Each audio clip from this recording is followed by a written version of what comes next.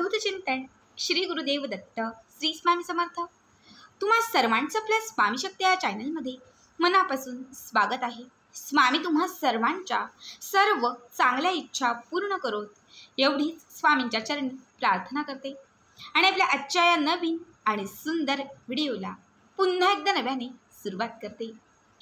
फक्त बघाच अक्षय तृतीया अगदी प्रत्येकालाच माहिती असेल आणि प्रत्येकाच्या घरामध्ये सकाळपासून अक्षय तृतीयेच्या सेवांची उपायांची सुरुवातही नक्कीच झाली असेल। खरं तर आजचा जो दिवस आहे हा उपाय आणि सेवा करण्यासाठी अत्यंत महत्त्वाचा आहे। अक्षय तृतीयेचा दिवस हा माता लक्ष्मीसाठी समर्पित असल्याने या दिवशी माता लक्ष्मीला प्रसन्न करण्यासाठी, घरात बरकत आणण्यासाठी, घराची भरभराट करण्यासाठी आणि तुमच्या घराची आर्थिक वृद्धी होण्यासाठी तुम्ही जे काही उपाय कराल ते सगळेच उपाय हे लाखात एक असतात। खरं तर अक्षय तृतीयेचे बरेचसे उपाय, बऱ्याचशा सेवा ह्या मी तुम्हाला मागच्या काही व्हिडिओमध्ये सांगितलेल्या आहेत। मात्र आत्ताच्या या व्हिडिओमध्ये मी तुम्हाला आज असणाऱ्या अक्षय तृतीयेचा एक अत्यंत प्रभावी उपाय सांगणार आहे, जो आज रात्री झोपताना करायचा आहे। बघा, मुठभर धने आणि गुळाच्या तुकड्याचा हा एक उपाय तुमच्या घराची आर्थिक भरभराट करेल, तुमच्या घराकडे माता लक्ष्मीला सदैव प्रसन्न करेल। या उपायाने तुमचं भाग्योदय जे आहे ना ते भाग्योदय व्हायला सुरुवात होईल आणि कितीही घरात गरिबी असेल किंवा कितीही दारिद्र्य असेल ते दारिद्र्य कुठेतरी समाप्त होईल। उपाय अत्यंत महत्त्वाचा आहे, जो आपल्याला आज अक्षय तृतीयेला रात्री झोपताना करायचा आहे। बघा, आजचा हा शेवटचा उपाय आहे, त्यामुळे प्रत्येकाने हा उपाय करा। या उपायाने तुमच्या घराची आर्थिक वृद्धीही होईल, घरामध्ये असणारी बाधा निडापिडा नष्टही होईल, कितीही मोठा कर्जाचा डोंगर असेल तर तो कुठेतरी कमी होईल आणि तुमच्या घराकडे धन जे आहे ते धन आकर्षित व्हायला सुरुवात होईल। जिथे जिथे पैशांचे मार्ग बंद झाले होते ते बंद झालेले मार्ग खुले होत जातील आणि तुमच्या घरामध्ये, तुमच्या आयुष्यामध्ये सदैव पैशांची भरभराट होईल। म्हणजे माता लक्ष्मी जी आहे ना ती सदैव तुमच्या घराकडे खेचली जाईल।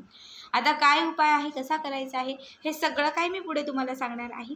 फक्त त्यासाठी आपला आजचा व्हिडिओ स्किप न करता शेवटपर्यंत बघा आणि जे कोणी आपल्या चॅनलवरती नवीन असतील त्यांनी लगेचच आपल्या चॅनलला सबस्क्राईब करा, कारण तुम्ही आपला चॅनल सबस्क्राईब केल्यामुळे मी पुढचे जे काही व्हिडिओ बनवेन ते सर्वात आधी तुम्हा सर्वांपर्यंत पोहोचतील। बघा, आपल्याला एक मुठभर धने घ्यायचे आहेत आणि एक गुळाचा तुकडा। खरं तर आजचा दिवस, अक्षय तृतीयेचा दिवस हा सोनं चांदी खरेदी करण्यासाठी जितका महत्त्वाचा होता तितकाच महत्त्वाचा हा दिवस धने खरेदी करण्यासाठी होता। धने म्हणजे काय, तर त्याला आपण धन असं समजतो। बघा, लक्ष्मी पूजन जेव्हा दिवाळीमध्ये असतो तेव्हा त्याच धनांचं आपण लक्ष्मी स्वरूप समजून पूजन करत असतो। बऱ्याच वेळा आपल्याला नाही शक्य होत, विशेष तिथी आणि विशेष मिती जेव्हा असते, म्हणजे गुढीपाडवा असेल किंवा गुरुपुष्यामृत योग असेल, आपण म्हणतो की सोनं घ्यावं, चांदी घ्यावं, पण त्याचे भाव इतके वाढलेले आहेत की आपल्याला त्या गोष्टी अफोर्डेबल नसतात। मग अशा वेळेस तुम्ही त्याला ऑप्शन असणाऱ्या गोष्टी म्हणजे आपण आता सोनं चांदी हे धन जरी नाही घेऊ शकलो तरी धनी आपण आवर्जून घेऊ शकतो। आजच्या दिवशी खरं तर धने खरेदी करण्याला विशेष महत्त्व आहे।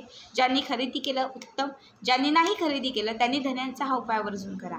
आपल्या घरामध्ये जे धने असतील तेच धने घेतले तरी चालतील। जर आजच्या दिवशी तुम्ही विकत धने आणलेले असतील तर ते धने तुम्ही घ्या। एक मुठभर धने तुम्हाला घ्यायचे आहेत आणि एक गुळाचा तुकडा तुम्हाला घ्यायचा आहे।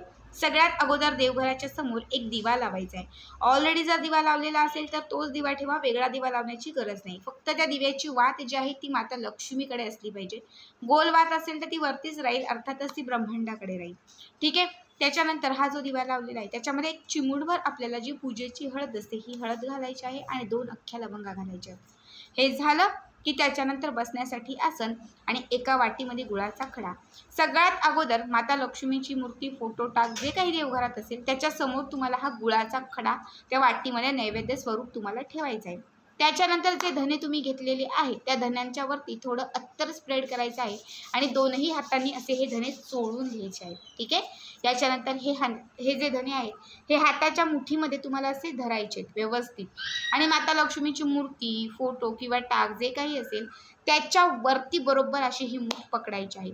मूठ पकडून तुम्हाला माता लक्ष्मीचं स्मरण करत किंवा भगवान श्री विष्णूंचं स्मरण करत तुम्हाला यातील थोडे थोडे जे धने आहेत ते माता लक्ष्मीच्या प्रतिमेवरती अर्पण करायचे आहेत। म्हणजे थोडे थोडे धने तुम्हाला असे सोडायचे। हे सोडून झाले की त्याच्यानंतर एक छोटी प्लेट घ्यायची आणि त्याच्यामध्ये कापूर टाकायचा.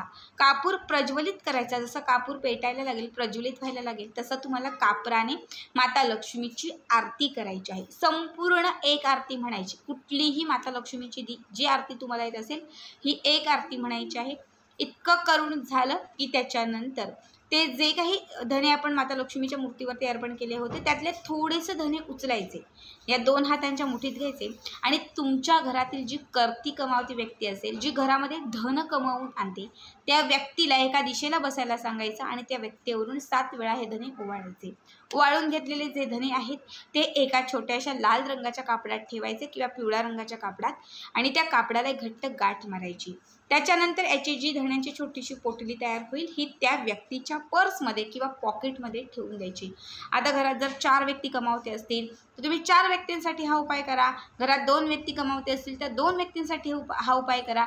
थोडे धने घ्यायचे, त्याच्यावरून ओवाळायचे, ते एका कापडात बांधायचे आणि त्याची पोटली करून त्या व्यक्तीच्या ती खिशात किंवा पर्समध्ये ठेवायची. पुन्हा दुसरे धने घ्यायचे, पुन्हा त्या व्यक्तीवरून ओवाळायचे, पुन्हा त्याची पोटली करायची आणि ते दुसऱ्या व्यक्तीच्या पर्समध्ये ती ठेवून द्यायची. हे जे धने आहेत ना, हे धनस्वरूप त्यांच्याकडे नेहमी धन आकर्षित करत राहील, त्यांच्याकडे धनाची वृद्धी करत राहील. ते जे आपल्या घरात धन कमवून आणतात ना त्यामध्ये वृद्धी होत जाईल. ठीक आहे. राहिलेले जे धने आहेत हे रात्रभर असेच ठेवायचे. रात्रभर असेच ठेवायचे आणि जो गुळाचा खडा होता तोही असाच ठेवायचा. दुसऱ्या दिवशी म्हणजे उद्याच्या दिवशी काय करायचं, जेव्हा तुम्ही उठल्यानंतर तो गुळाचा खडा जो आहे तो तिथून काढायचा.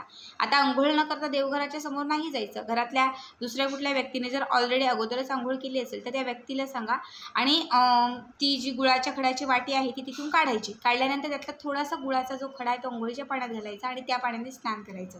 आणि स्वच्छ स्नान वगैरे झालं की त्याच्यानंतर जो राहिलेला गुळाचा खडा आहे तो तुमच्या आजूबाजूला कुठेही जिथे गोमाता असेल तर त्या गोमातेला तो खाऊ घालायचा. ठीक आहे. गोमाता समजा नसेल, एखाद्या ठिकाणी झाडाखाली मुंग्यांचा वारूळ असेल तर तुम्ही त्या मुंग्यांना खाऊ घातला तरीही चालेल. शिवाय राहिलेले जे धने होते माता लक्ष्मीच्या प्रतिमेवरते तेही सगळे धने काढून घ्यायचे, लाल रंगाच्या कापडात बांधायचे आणि कुठल्याही माता लक्ष्मीच्या मंदिरामध्ये जाऊन ते माता लक्ष्मीच्या चरणांना अर्पण करायचे. जसे हे धने तुम्ही माता लक्ष्मीच्या चरणांना अर्पण कराल तिथेच तुमची सेवा सिद्ध होईल. आणि कुठलीही सेवा सिद्ध होणं खूप महत्त्वाचं असतं, कारण जेव्हा ती सेवा सिद्ध होते ना तेव्हाच ती आपल्याला लाभ देते. शिवाय गुळाचा जो खडा आहे तो तुम्ही जेव्हा गोमातेला खाऊ घालाल बघा तर 33 कोटी देवांचा आशीर्वाद प्राप्त होईल. खरं तर माता लक्ष्मीच्या प्रत्येक सेवेमध्ये गुळाचा खडा हा विशेष महत्त्वाचा असतो. तुम्ही छोटी पूजा करा, सत्यनारायण करा, कुठलीही पूजा करा, प्रत्येक पूजामध्ये आपण गुळाचा खडा हा आवर्जून वापरतो, कारण माता लक्ष्मीला गुळाचा खडा अत्यंत प्रिय आहे.